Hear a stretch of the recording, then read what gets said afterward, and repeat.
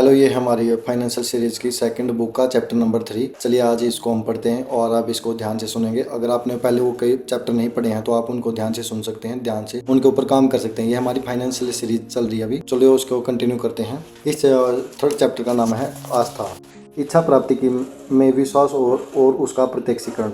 धनवान होने की तरफ दूसरा कदम। आस्था दिमाग का प्रमुख रासायनिक है। जब आस्था विचारों के कंपन के साथ मिश्रित होती है तो अवचेतन मन कंपन को तुरंत ग्रहण कर लेता है, इसे इसके आध्यात्मिक समतुल्य में परिवर्तित करता है और जैसा प्रार्थना के मामले में होता है उसे अनंत बुद्धिमत्ता तक पहुंचाता है। विश्वास, प्रेम और सेक्स की भावनाएं सभी प्रमुख सकारात्मक भावनाओं में सबसे शक्तिशाली होते हैं। जब तीनों मिश्रित होते हैं तब उनमें विचारों के कंपन के रंग का प्रभाव इस तरह होता है कि यह तुरंत अवचेतन मन तक पहुँचता है, जहाँ वह उसके अपने आध्यात्मिक समतुल्य में बदल जाता है।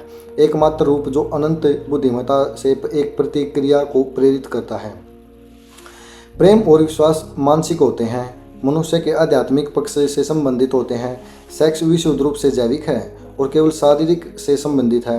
इन तीनों भावनाओं के मिश्रण या सम्मिश्रण का परिमित आदमी के विचार, मन और अनंत बुद्धि के बीच एक सीधी संचार रेखा खोलने पर प्रभाव पड़ता है।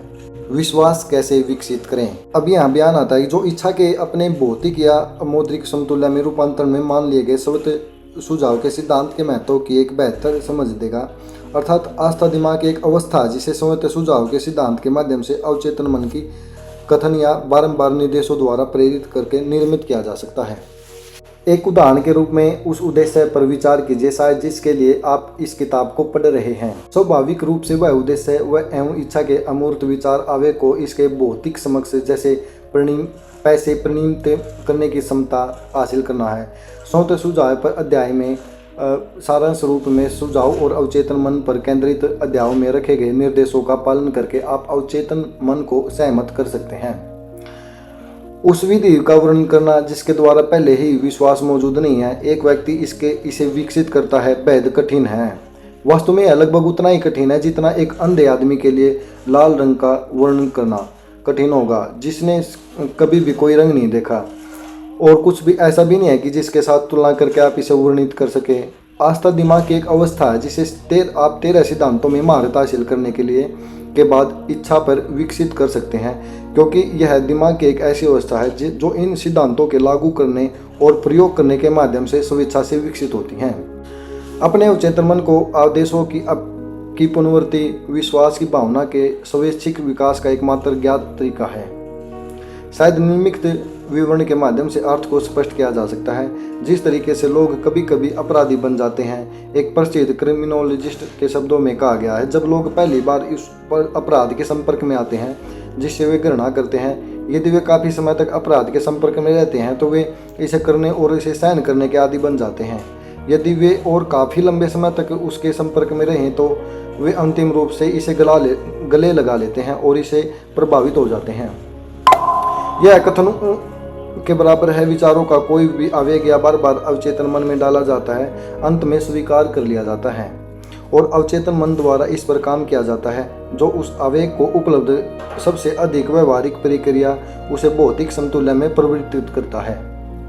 इसके संबंध में बयान पर विचार कीजिए। सभी विचारों को भावनात्मक पूर्ण बना दिए गए हैं और आस्था के साथ मिश्रित किए गए हैं, तत्काल अपने आप को अपने भौतिक समतुल्य में परिवर्तित करना शुरू कर देते हैं।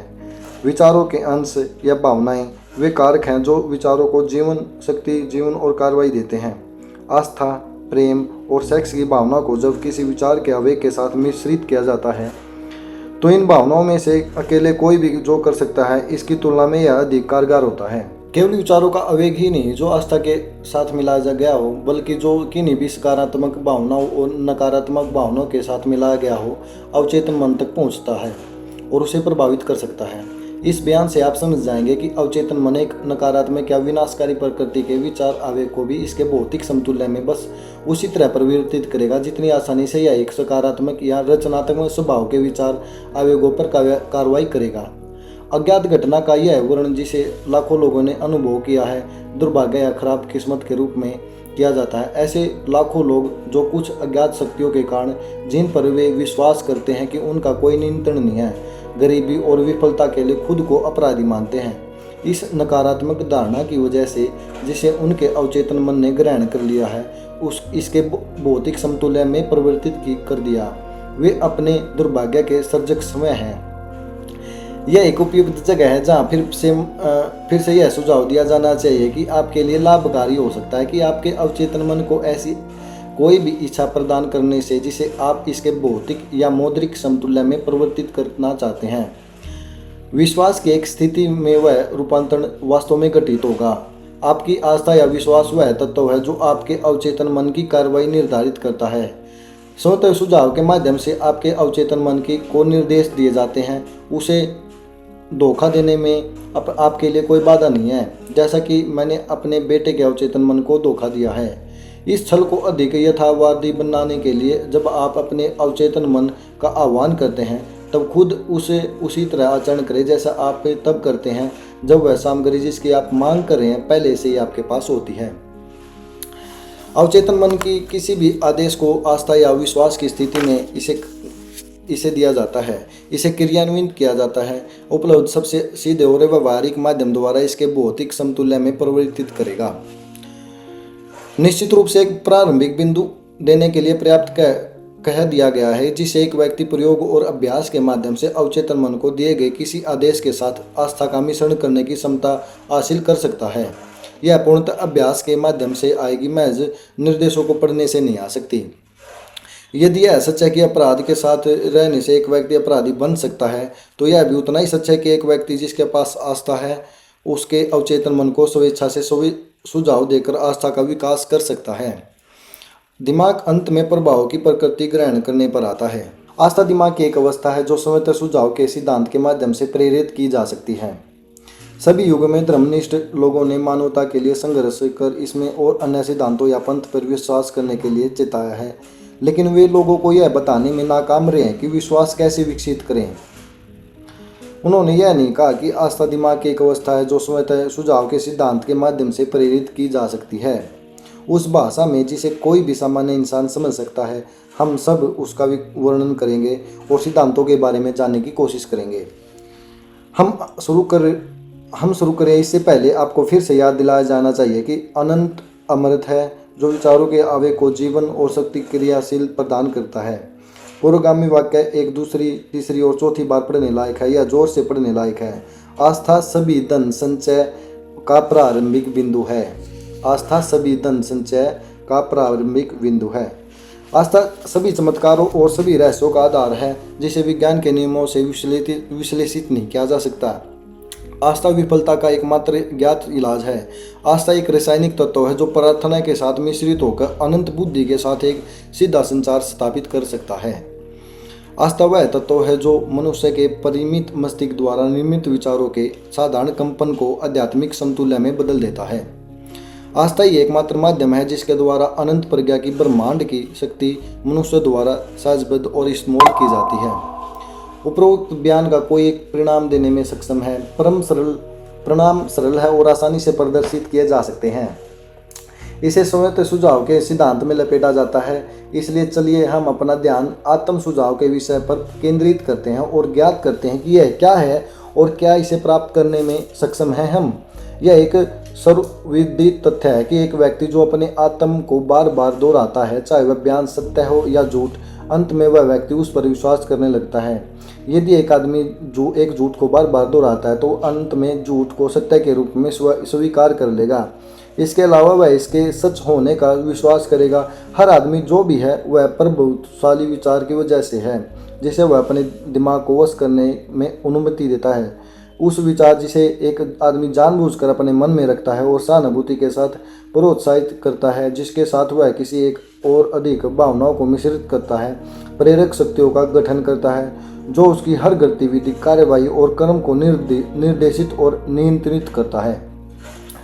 अब वह सच का एक बहुत ही महत्वपूर्ण बयान आता है। वे विचार जिनको अनुभूतियों की भावनाओं के साथ मिलाया जाता है एक चुंबकीय बल का गठन करते हैं जो ईश्वर के कंपन से अन्य समान और संबंधित विचारों को आकर्षित करते हैं।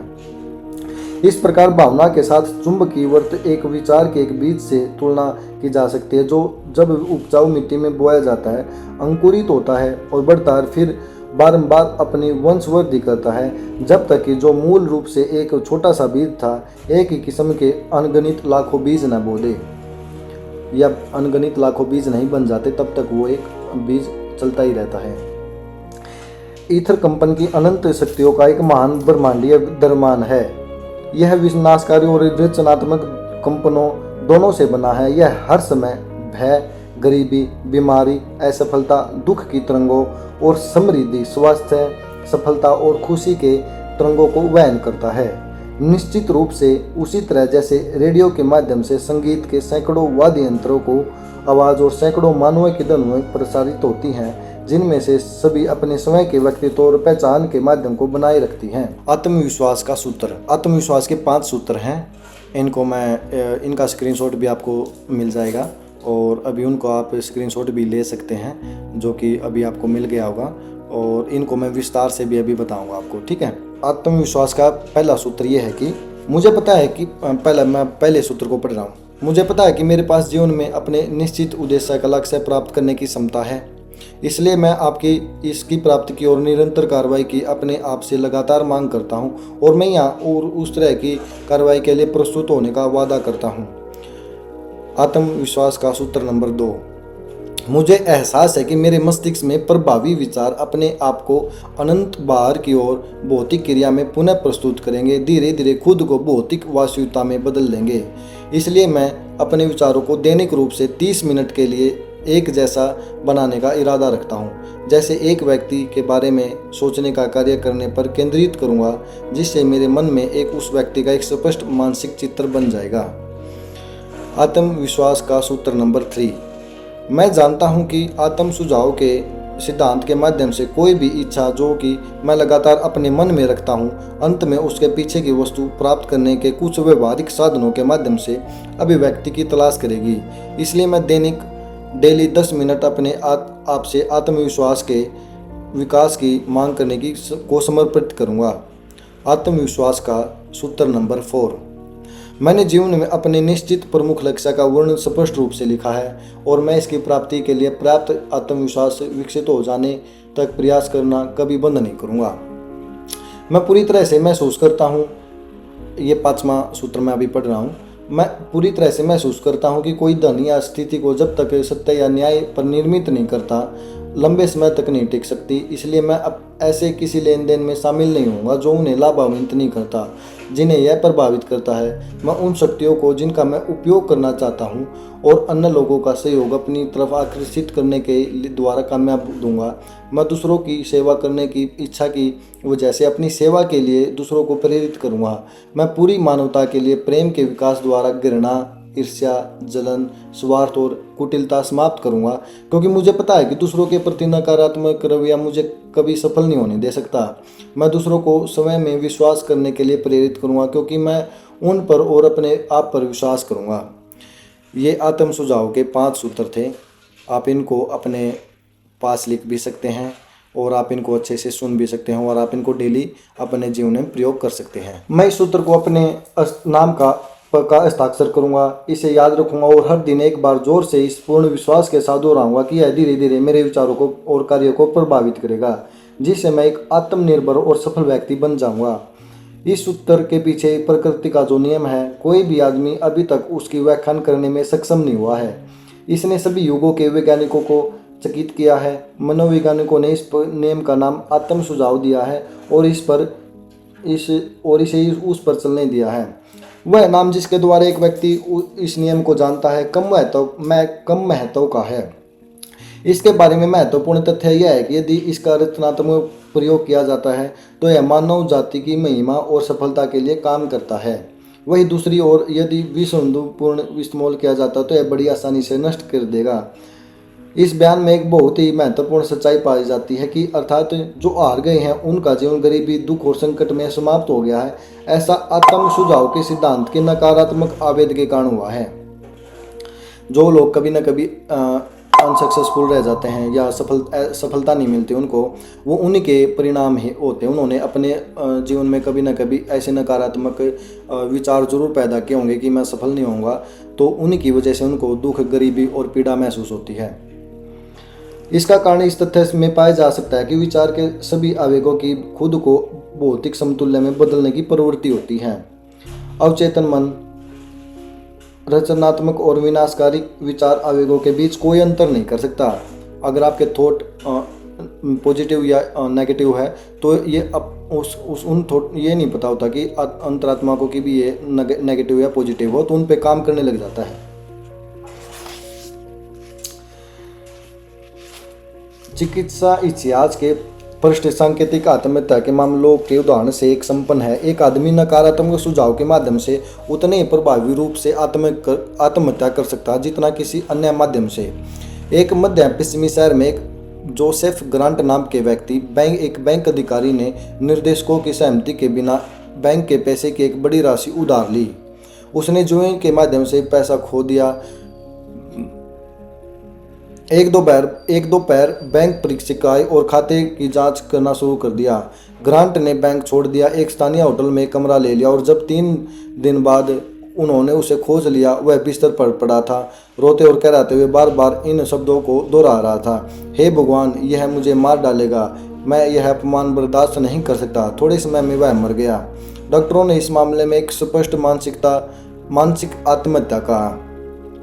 जैसे यदि बिजली रचनात्मक तरह से इस्तेमाल की जाए तो उद्योग के पहियों को चला सकती है और उपयोगी सेवाएं प्रस्तुत कर सकती है, और यदि गलत तरीके से इस्तेमाल की जाए तो जीवन नष्ट कर देती है। इसी प्रकार आपके विचार, आपकी समझ और उनको गलत मात्रा में प्रयोग करने से उनको मौत की घाटी में ले जा सकते हैं। यदि आप अपने दिमाग को भय और शक और अनंत बुद्धि की शक्ति के साथ जोड़ने और उसका प्रयोग करने की अपनी योग्यता में अविश्वास से भर देते हैं तो आत्म सुझाव का नियम इस अविश्वास की भावनाओं को ग्रहण कर लेगा और एक पैटर्न के रूप में इसका प्रयोग करेगा, जिसके द्वारा आपका अवचेतन मन इसे भौतिक समतुल्य में बदल देगा। यह कथन उतना ही सच है जितना 2 और 2 4 का कथन है।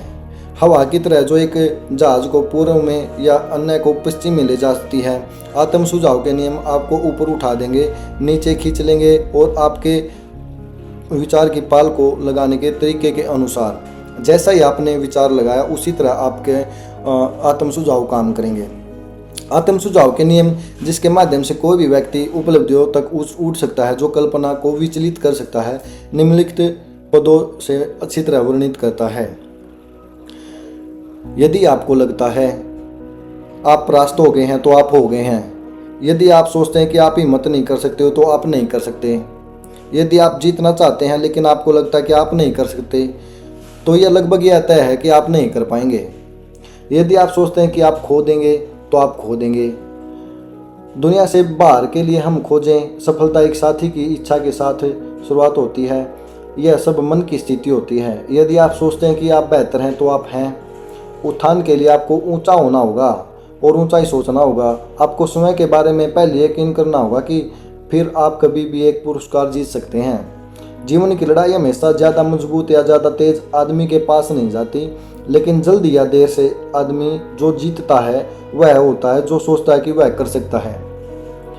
उन शब्दों का निरीक्षण करें जिन पर जोर दिया गया है और आप वे गहरे अर्थ पकड़ लेंगे जो कवि के मन में थे। जो सोचता है वो कर सकता है। बिल्कुल जैसे एक संगीत की सबसे खूबसूरत धुनों को एक वायलिन के तारों से छोटे छोटे अंशों से निकलवाता है, ऐसे ही आप अपने दिमाग में सोई हुई प्रतिभा को जगा सकते हैं और इसे खुद को ऊपर अपने किसी भी लक्ष्य को पाने के लिए प्रेरित करवा सकते हैं। अब्राहम लिंकन तब तक हर उस काम में विफल रहा जिसकी उसने कोशिश की।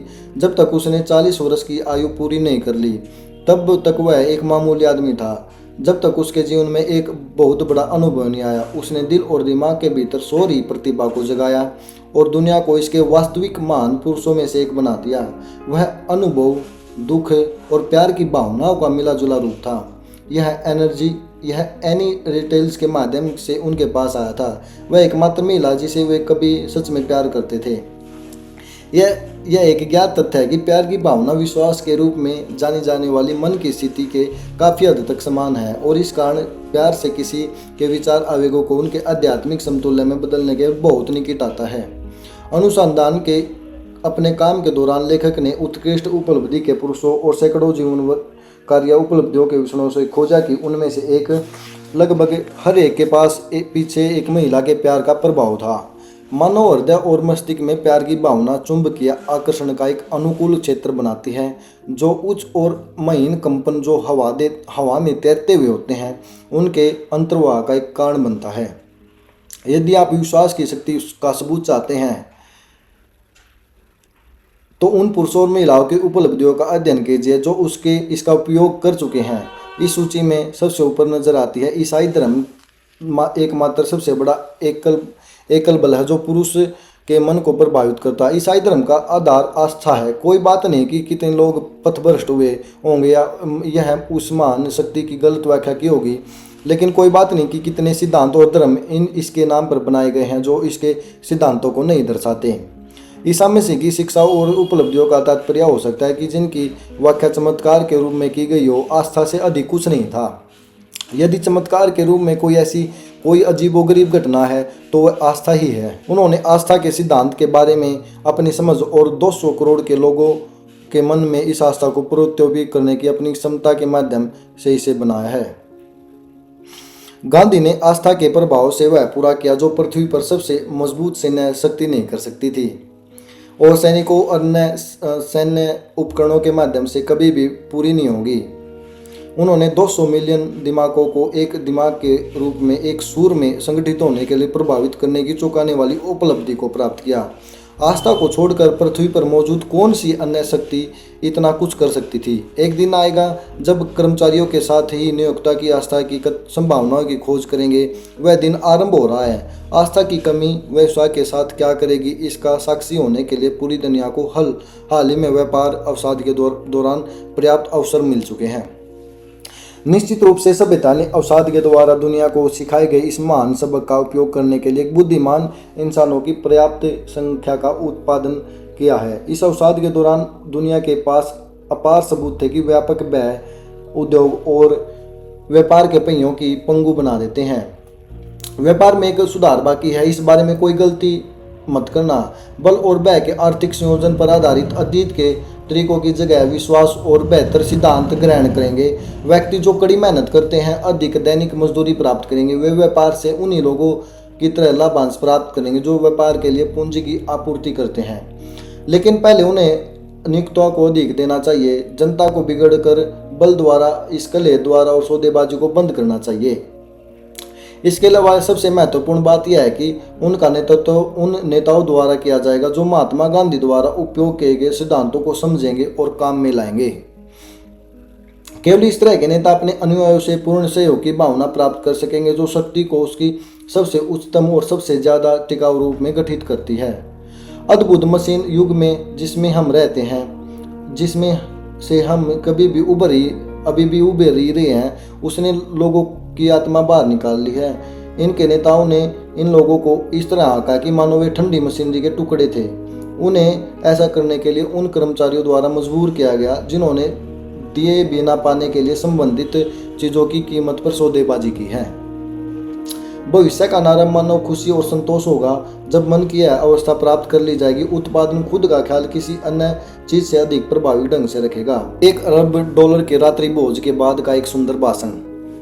जब 12 दिसंबर 1999 की शाम को देश के कोई 80 अमीर दिग्गज लोग पश्चिम के एक युवक का सम्मान करने के लिए 5th एवेन्यू के यूनिवर्सिटी क्लब के समारोह कक्ष में एकत्रित हुए, आधा दर्जन से ज्यादा मेहमानों को यह एहसास नहीं था कि वे अमेरिकी उद्योग इतिहास के सबसे महत्वपूर्ण घटना के गवाह बनने वाले थे।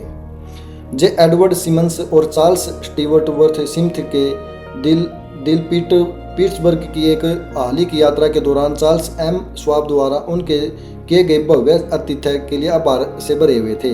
उन्होंने पूर्वी बैंकिंग के 38 वर्षीय फौलादी आदमी का परिचय कराने के लिए रात्रि भोज की व्यवस्था की थी, लेकिन उन्हें उस सम्मेलन में खलबली मचने की बिल्कुल उम्मीद नहीं थी।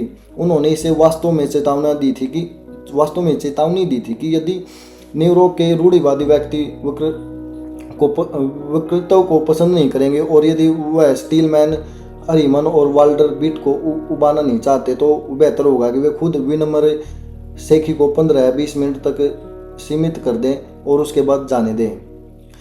यहाँ तक कि जॉन पियर पोंट मार्गन शाही प्रतिष्ठा के चलते स्वाब के दाई और बैठे हुए केवल थोड़े समय के लिए अपनी उपस्थिति से बोझ की मेज की शोभा बढ़ाना चाहते थे।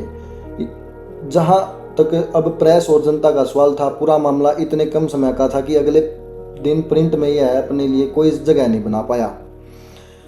तो दो मेजबान और उनके विशिष्ट अतिथियों ने सामान्यतः 7-8 तरह का भोजन अच्छी तरह खा लिया।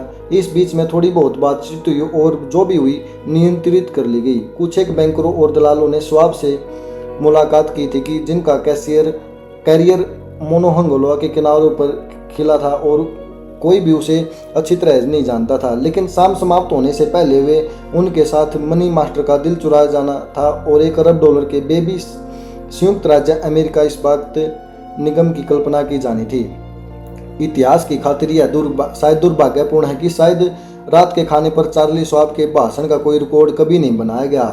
उन्होंने शिकागो के बैंकरों की एक ऐसी बैठक के दौरान की तारीख पर इसके कुछ भागों दोहराया।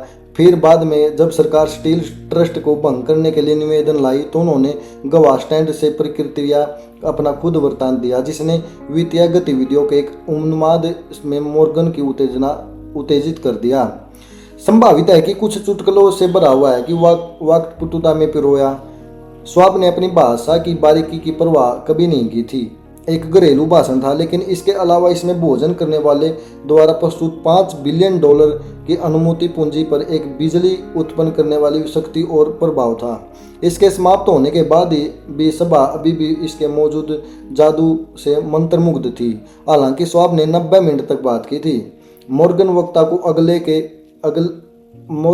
को आले के समान खिड़की के पास ले जाया गया, जहां ऊंची असहज सीटों से अपने पैरों को नीचे लटकाकर उन्होंने 1 घंटे बात की।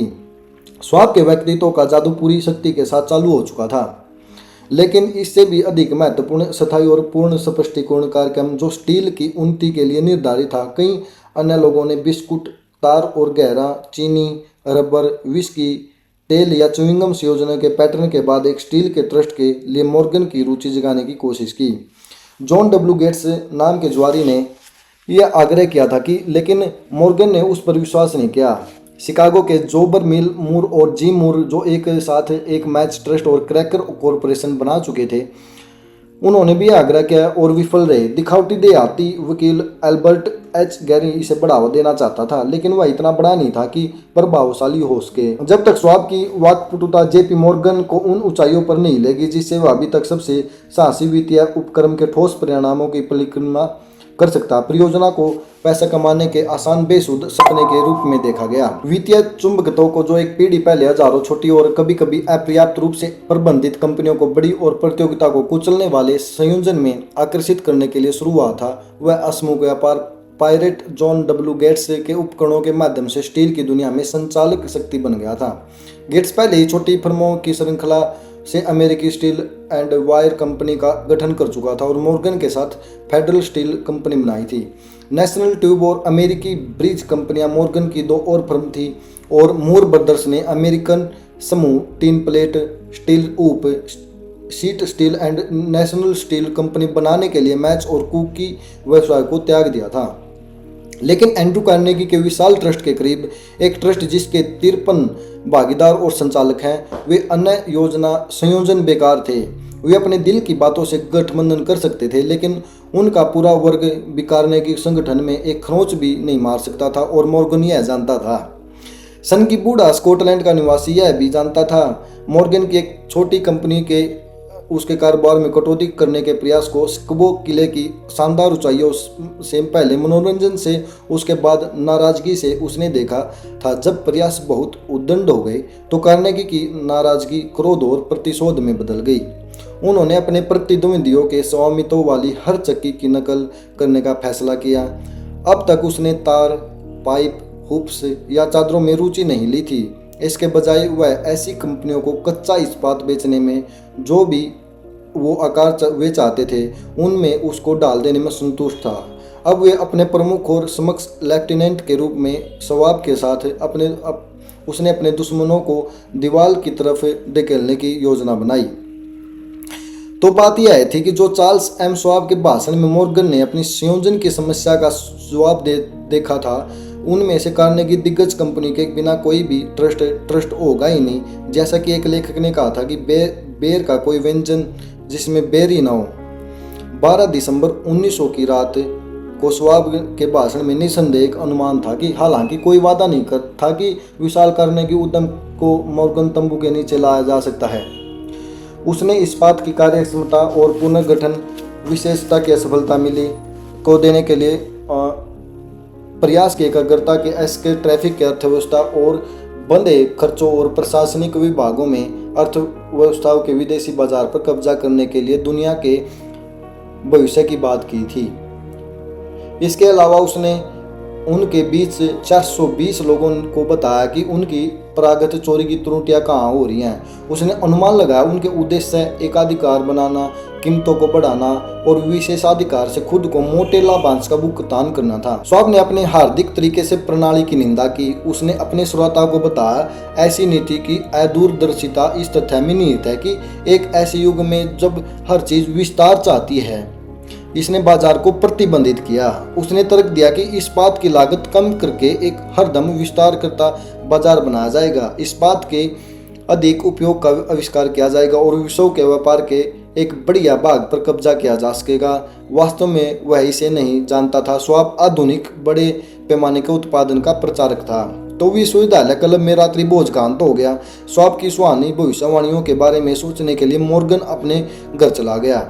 स्वाब भी आंध्रा कार्नेगी के लिए इस्पात व्यवसाय चलाने के लिए वापस पीट्सबर्ग चला गया, जबकि गैरी और बाकी अगले कदम के पूर्ण अनुमान में निरर्थक काम करने के लिए वापस अपने स्टॉक टिकर्स के पास चले गए। इसमें लंबा समय नहीं लगा था। स्वाब के ने कारणों की जो दाव सामने रखी थी उसे पचाने में मॉर्गन को लगभग 1 सप्ताह का समय लग गया। जब वह खुद को यह आश्वासन दे चुका था कि इसके परिणाम में कोई भी वित्तीय अपच नहीं होने वाला है, उसने स्वाब को बुलावा भेजा और युवक को बहुत लचीला पाया। स्वाब ने इशारा किया कि श्रीमान कार्नेगी शायद इसको पसंद नहीं करेंगे। यदि उन्होंने पाया कि उनका विश्वास कंपनी का अध्यक्ष वॉल स्ट्रीट के सम्राट के साथ इश्कबाजी कर रहा है, वह स्ट्रीट जिस पर कभी न चलने का कार्नेगी ने निश्चय किया था। तब जॉन डब्ल्यू गेट्स ने इसे बीच बिचाव का सुझाव दिया था कि स्वाब अगर फिलाडेल्फिया के में बेवले होटल जा सकते हैं तो वे जेपी मॉर्गन भी वहां मिल सकते हैं। हालांकि जब स्वाब पहुंचे, मॉर्गन न्यूयॉर्क में अपने घर पर बेढंगेपन से बीमार पड़े थे और इसलिए बड़े आदमी के दबावपूर्ण निमंत्रण पर स्वाब न्यूयॉर्क चले गए और खुद को फाइनेंसर की लाइब्रेरी के द्वारा प्रस्तुत किया। अब कुछ आर्थिक इतिहासकारों ने विश्वास जाहिर किया कि नाटक के रूप में अंश तक मंच एंड्रू कार्नेगी द्वारा स्थापित किया था। स्वाब के लिए रात्रि भोज, प्रसिद्ध भाषण, स्वाब और धनपतियों के बीच रविवार की रात सम्मेलन, इस पूरे आयोजन की व्यवस्था चतुर स्टॉक द्वारा की गई थी। सच्चाई इसके ठीक विपरीत है। जब सौदा पूरा करने के लिए स्वाब को बुलाया गया था, उसे यह भी नहीं पता था कि छोटा बॉस जैसा एंड्रू को कहा जाता था कौन था। बहुत सुना होगा तो बस बेचने का एक प्रस्ताव विशेष रूप से लोगों के एक समूह को जिन्हें एंड्रू पवित्रता से कम कुछ के साथ संपन्न किया जा रहा था वे के रूप में मानता था। लेकिन स्वाब मन में सम्मेलन में अपने साथ उनके मन के भौतिक मूल्य और हर्ष स्टील कंपनी जिसे वह नई धातु के आकाश में आवश्यक सितारे के रूप में मान्यता देता था, उसकी संभावित कमाई की क्षमता का प्रतिनिधित्व करते अपनी ही लिखावट में तैयार तांबा प्लेट चित्रों की 6 चादरें ले गए थे।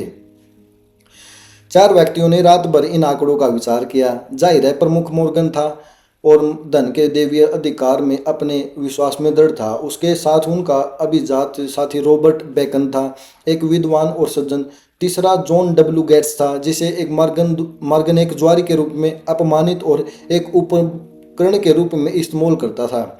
चौथा स्वाब था, जिसे इस्पात के निर्माण और बिक्री की प्रक्रिया के बारे में वहाँ पूरे समूह में मौजूद लोगों में से किसी को भी तुलना में अधिक पता था। उस पूरे सम्मेलन के दौरान पीट्सबर्ग के आंकड़े के बारे में पूछताछ कभी नहीं की गई थी। यदि उसने कहा कि एक कंपनी बहुत मूल्यवान थी तो वह बहुत मूल्यवान थी और कुछ नहीं। केवल अपनी द्वारा नामित चिंताओं को संयोजन में शामिल करने पर वह बहुत आग्रहपूर्ण था। उन्होंने एक ऐसे निगम की कल्पना की थी जिसमें कोई दो राव नहीं होगा, यहाँ तक कि उन दोस्तों के लालच को पूरा करने के लिए भी नहीं जो अपनी कंपनियों को व्यापक मॉर्गन आधार पर उतारना चाहते थे। इस प्रकार उसने कई बड़े व्यवसाय को डिजाइन से बाहर छोड़ दिया जिन पर वॉल स्ट्रीट के वारलेसों और बड़ियों ने भूखी निगाहें डाली हुई थी। जब सुबह मॉर्गन गुलाबी हो गया और अपनी पीठ को सीधा किया, केवल एक ही सवाल बचा हुआ था, क्या आप सोचते हैं कि एंड्रू कार्नेगी को बेचने के लिए राजी कर सकते हैं? उसने पूछा। मैं कोशिश कर सकता हूं, स्वाब ने कहा। अगर आप उसे बेचने के लिए मना सकते हैं तो मैं इस मामले की जिम्मेवारी ले लूंगा, मॉर्गन ने कहा। अब तक सब कुछ ठीक है, लेकिन क्या कार्नेगी बेचेंगे? वे कितनी मांग रखेंगे? स्वाब लगभग $32 करोड़। वह भुगतान किसमें लेगा? साधारण या पसंदीदा स्टॉक, बॉन्ड या नगद? कोई भी $1 अरब का 1/3 नगद में नहीं इकट्ठा कर सकता। जनवरी में ठंड से ठिठुरते विंचेस्टर में सेंट एंड्रूज लिंक की थी पर ठंड के खिलाफ स्वेटर में लिपटे हुए वाचलता से बात करते हुए चार्ली के साथ हमेशा की तरह उनकी आत्माओं को ऊंचा बनाए रखने के लिए एक गोल्फ खेल आयोजित था। जोड़ी के कार्नेगी कुटीर की आरामदायक गर्मी में बैठ जाने तक का कारोबार कोई भी शब्द मुश्किल से ही बोला गया था। फिर उसी प्रभोक्ता के साथ उससे जिससे विश्वविद्यालय के क्लब में 80 करोड़ मोहित थे।